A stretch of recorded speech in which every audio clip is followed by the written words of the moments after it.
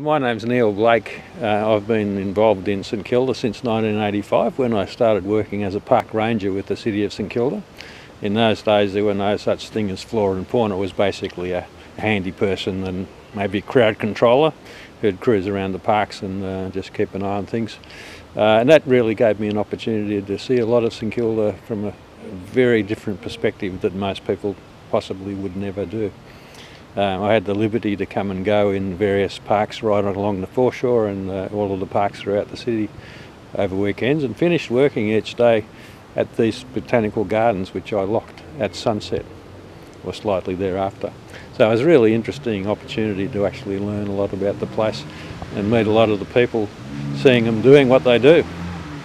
I spent quite a few years doing that, and also learning about the natural history of the area, because I wanted to find out things that hadn't really been documented about what sort of plants and animals lived in the region.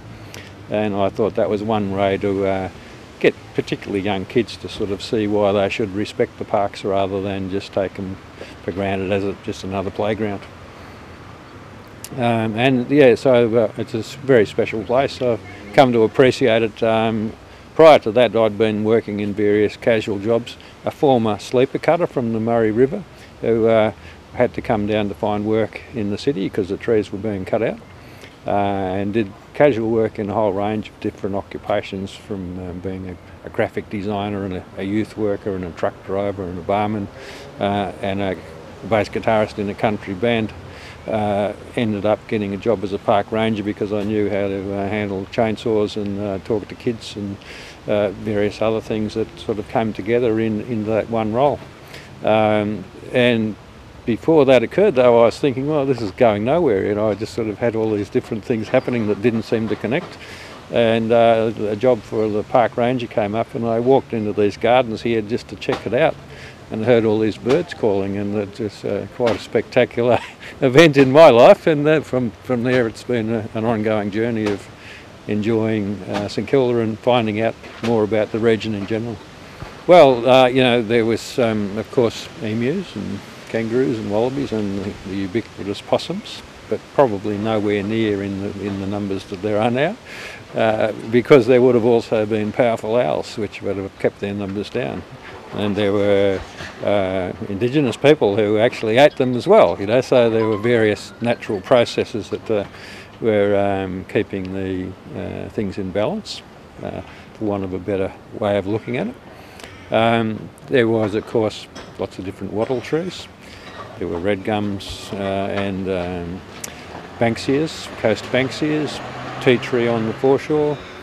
Areas of salt marsh, quite extensive areas of swampland in Elwood, and also Albert Park, where the Albert Park Lake is now. So it was would have been quite a beautiful place in the natural state. Yeah, well, I'd like, just while the light is shining like this, one of the key things I really love about St Kilda is the light, and my involvement with St Kilda Breakwater, which was built for the Olympics in 1956, was particularly with studying the local penguins, which I did for about 17 years. And we, after about 10 years of studying them, we proved there was a viable colony there, and the wall itself was actually falling apart. It wasn't fulfilling its role as a maritime structure, and it needed to be renovated. And we spent 3 years basically very selectively dumping 22,000 tonne of rock on a penguin colony, with the purpose of making sure they all survived, which we managed to do through various means. And when that job was complete, I went out on the final day of the project, and it was around about 5:30 at night in winter, when you get this fantastic golden glow just in half an hour or so before sunset.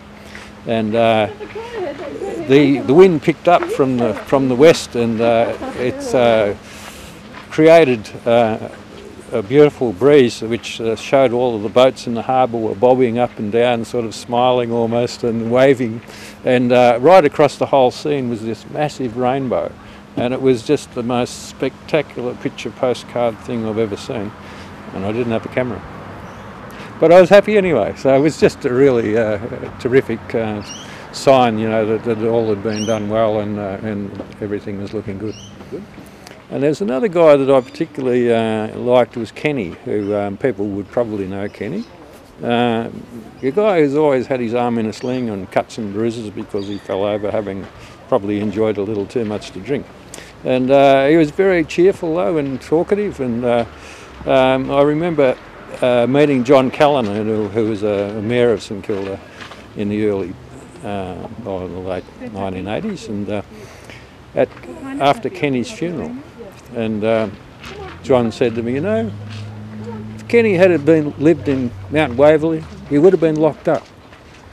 But because he was in St Kilda, he was just appreciated as Kenny, and you know, we just like it that way. And that, I thought that really sort of summed up a lot about this area, that people who are a little bit eccentric, not me of course, I'm not eccentric as you can see, but they're accepted and they're actually valued, and that was something about the place that was quite special, I think.